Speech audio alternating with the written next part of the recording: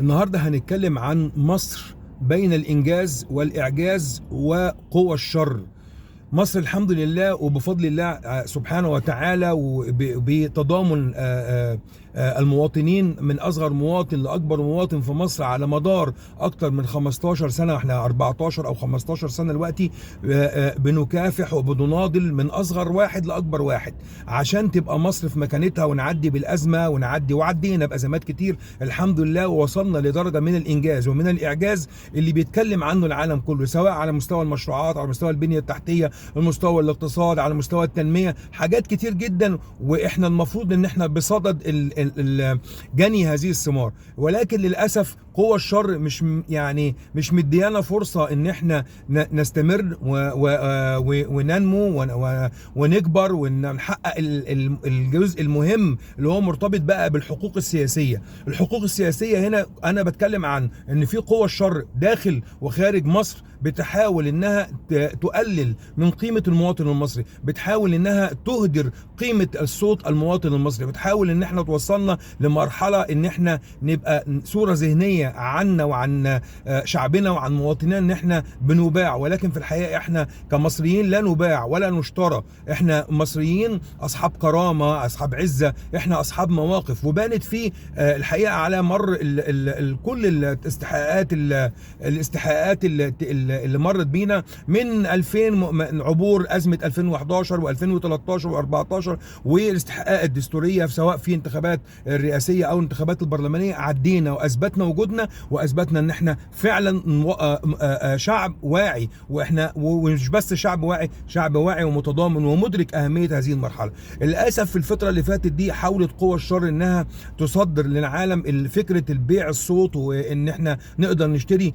طبعا في قلة قليلة حصل معاه الكلام ده، واحنا يعني الحمد لله ان اعلى سلطة سياسية في الدولة المصرية تصدت لهذا الامر، وان احنا قلنا لا، الدولة المصرية احنا صوتنا ليه قيمة، مش صوتنا ليه ثمن. لا، في فرق ما بين القيمة والثمن. فعشان كده احنا الحمد لله خلال المرحلة دي اتمنى من الشعب المصري ان احنا نشتغل على تنمية الوعي، على اهمية ان احنا نكون نعبر عن صوتنا، نقول ان احنا لا، احنا عايزين اللي يمثلنا يكون في البرلمان او في ايا كان برلمان بغرفتيه الشيوخ والنواب، يكون بيمثل الشعب المصري، يكون له حضور على الارض، يكون له قدرة على توصيل ما يحتاجه الشعب المصري، توصيل رؤية، وضع استراتيجيات، مناقشة قوانين. كل الكلام ده محتاجينه من النواب اللي هيمثلونا في الفترة اللي جاية. عشان كده انا باكد مع حضراتكم ان احنا لازم كشعب لازم نهتم باختياراتنا، لازم نركز في اختياراتنا، لازم نحافظ على قيمة الصوت وليس ثمن الصوت. عشان كده انا بقول ان شاء الله باذن الله خلال المرحله اللي جايه ديت عايزين نكمل الانجاز والاعجاز اللي حصل على مستوى البنيه التحتيه والمشروعات القوميه،